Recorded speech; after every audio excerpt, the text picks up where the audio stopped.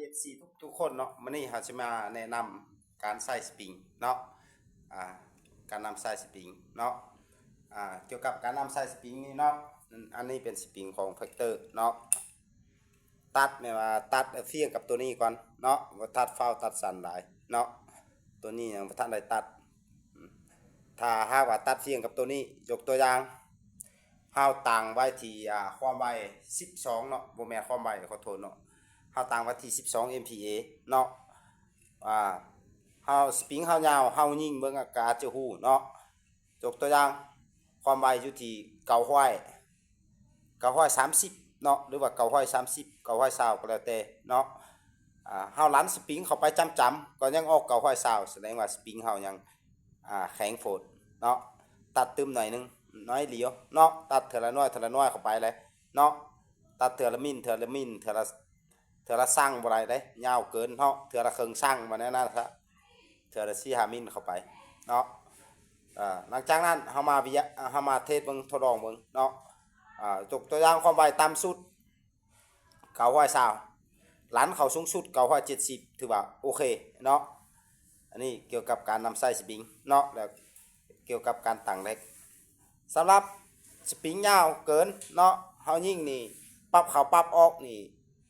ถือว่าบ่มีความแห้งขึ้นเลยเนาะ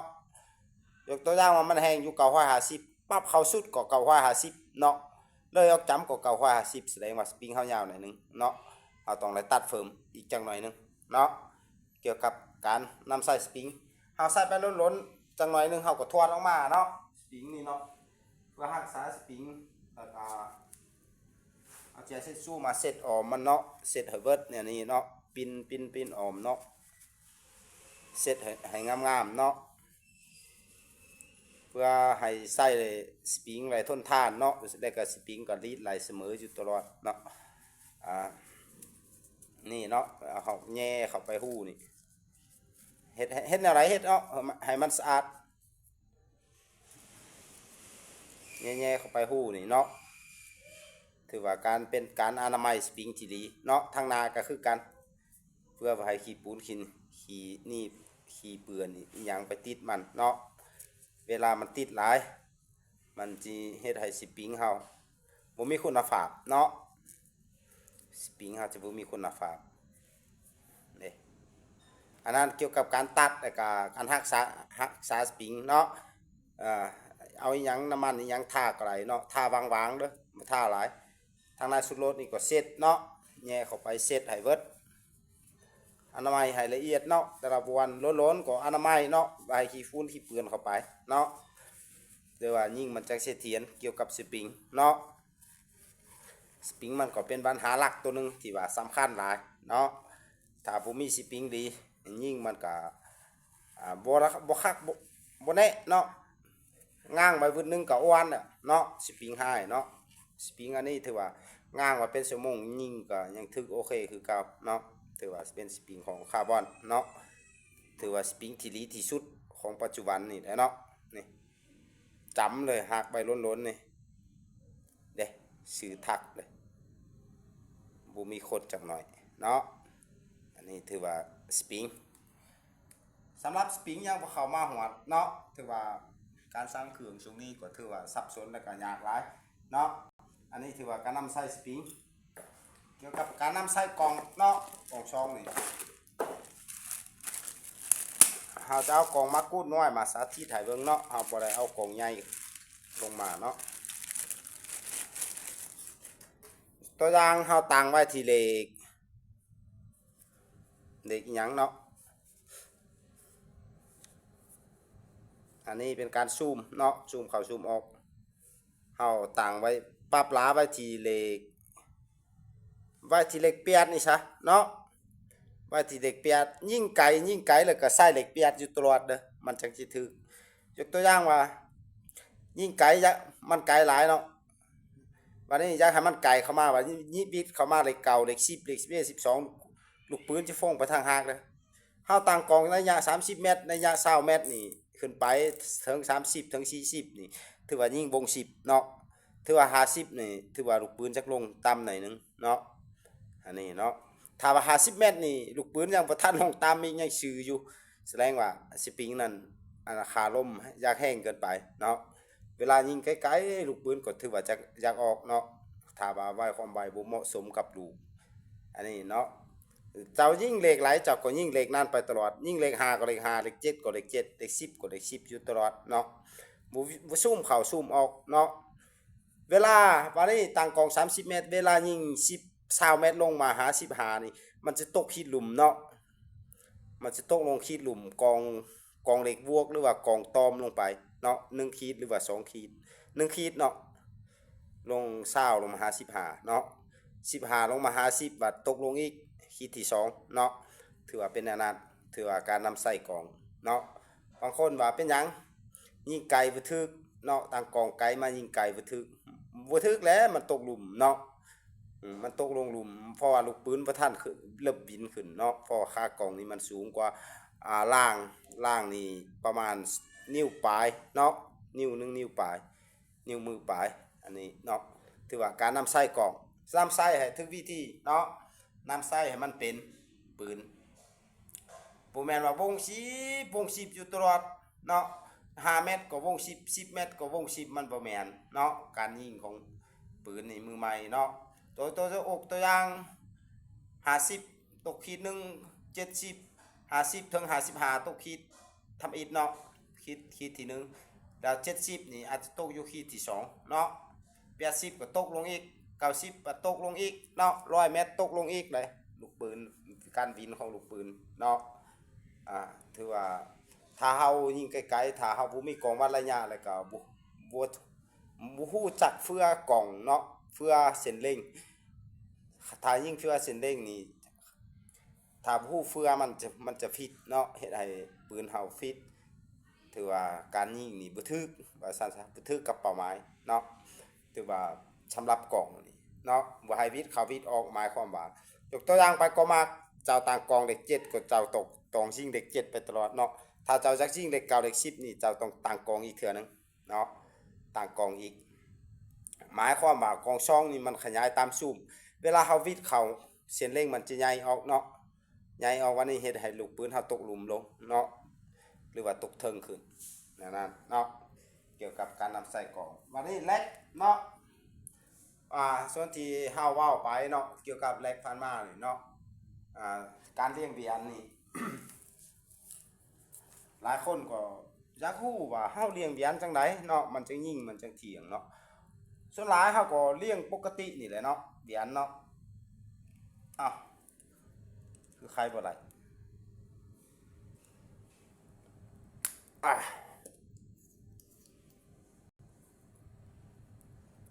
อันนี้เกี่ยวกับการเลี้ยงเบียนนี่ถือว่าส่วนสำหรับเฮานี่ถ้าว่าซุปเปอร์ลีนเฮายาวเนาะซุปเปอร์ลีนเฮายาวนี่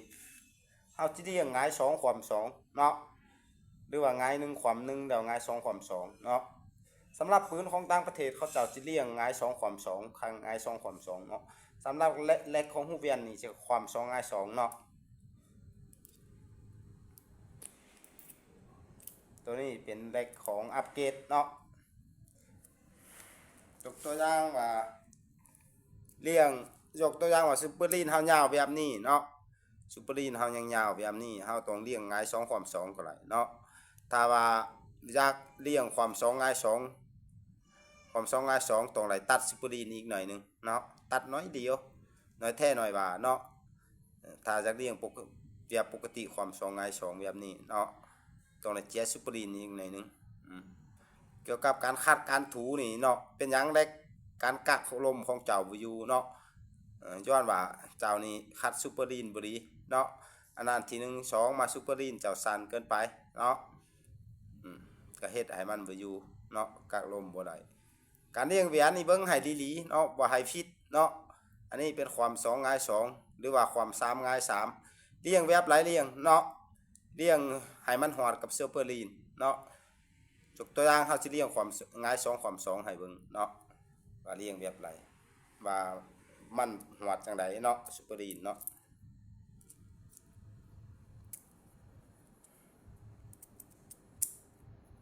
เหรียญมูวีอาร์เนาะตัวนี้เป็นสิ่งที่สำคัญหลายเนาะ เลี้ยงแบบนี้เฮาว่านาว่าแลกเปลี่ยนเหรียญนี่อาจนาว่าอาจจะบ่ถูกเนาะอาจจะบ่เที่ยงเนาะเพราะว่ามาเบิ่งอยู่นี่มันห้องกักลมนี่มันน้อยเกินไปเนาะมีแต่1ห้อง2ประมาณอยู่ประมาณ3ลี้เนาะ3มิลลินี่แหละนี่ห้องน้อยๆเนาะ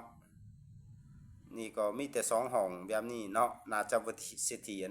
แลกเปลี่ยนเหรียญเลี้ยงแบบนี้เนาะน่าว่าจะเป็น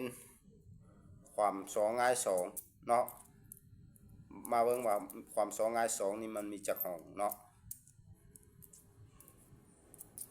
เฮานี่บ่มีเวลาจะแปลงเนาะเลยมาเฮ็ดคลิปสอนให้ FC แล้วก็ลูกค้าเนาะส่วนหลายเฮาก็หลายเวียกเนาะเด้เลี้ยงแบบนี้ตกอยู่ประมาณ4ลีเนาะ4มิลลิแบบเลี้ยงแบบกี่มีแต่3มิลลิเนาะระยะห่างของเวียนเนาะสำหรับเล็กตัวนี้เนาะใส่เล็กซูเปอร์เวลเนาะอันนี้เฮาระวังคนว่ามันสิเถียนหลีบ่ตัวนี้ก็ถ้าว่าอัปเกรดไหลหลีก็ถือว่าสุดยอดเนาะก็ใช้ไหลใช้งานไหลหลีคือกันเนาะใช้ไหลงานไหลหลีแบบตัวนี้เลยเนาะแบบกาลิแกตหลีลื่นกาลิแกต3เนาะถ้าอยากใส่ FX ก็มีแต่เฟิร์มข้อต่อเข้าไปเนาะหันตัวนี้ออกแล้วก็เอาข้อต่อตัวนี้ใส่เนาะใส่ FX เนาะแรกตัวนี้ก็ถือว่ามีความแม่นแล้วก็สิเทียนสูงเนาะถือว่าเฮาเคยยิงเวลาในคลิป150 เมตรปองวิยาแล้วก็ปองปาเนาะแล้วก็กอง M100 เนาะถือว่าก็สิเทียนใส่หลายหลีเนาะคือในคลิปเฮาหลายคนก็อาจจะเห็นเนาะหลายคนก็อาจจะบ่ทันเห็น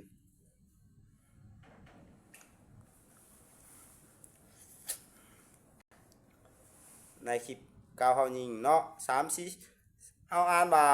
ถ้าว่าปืนหลีนี่ลำหลีลูกไหลนี่สปริงไหลหลีนี่อัปเกรดไหลหลีนี่น่าว่า4 50 เมตรนี่นกกางแกอีหยังนี่ยิงหัวสบายโอเคเนาะเล็กตัวนี้เนาะลำจักไหลหลีสำไรหลีเฮาเคยทดลองมาแล้วเนาะลำเฮกลำจูของเยอรมันบ่หรือว่าซุปเปอร์เฮฟวี่ของประเทศสวีเดนบ่เนาะก็ยังยิงก็บ่ถึกคันเล็กมันบ่หลีเนาะส่วนหลายนี่เฮาว่าหลีแท้นี่ฝากไปให้อาหารเขาเจ้าแปลงให้เนาะตัวเองฮักแปลงมั่วไปอาจจะบ่หลายแหละเนาะเจ้าบ่ฮู้ขนาดของการใบของซุปเปอร์ลีนเนาะเรื่องเปลี่ยนนี่ไผก็ฮู้เปลี่ยนเนาะแต่ว่าเปลี่ยนนี่ใช้งานบ่เป๊ะบ่ได้เนาะ